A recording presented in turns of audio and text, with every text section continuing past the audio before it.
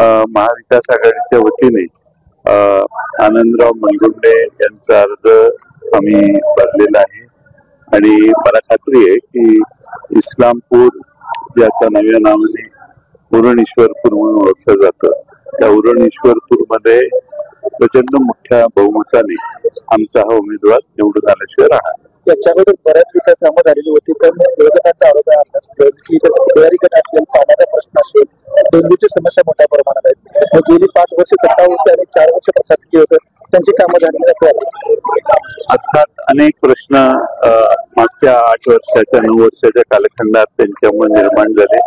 मागच्या 9 वर्षात जे प्रश्न निर्माण झाले, लोकांच्या सामान्य नागरिकांच्या गरजांकडे दुर्लक्ष झालंच.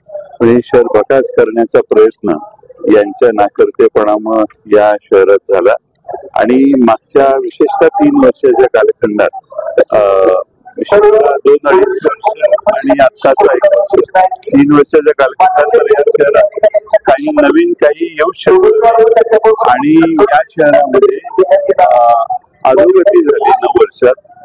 उद्यानं बकास झाली, पाणी पुरवठ्याच्या योजनेचा बोजवारा उडाला, मी मंजूर केलेली भुयारी गटारी योजना यांना पूर्ण करता आली नाही, रस्त्याची वाहतूक झाली.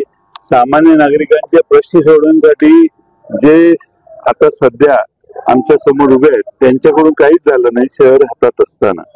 आणि म्हणून या विरोधी हे शहर पुन्हा महाराष्ट्रातलं एक सुंदर आणि उत्तम शहर करण्यासाठी आम्ही सगळे प्रयत्नशील आहोत.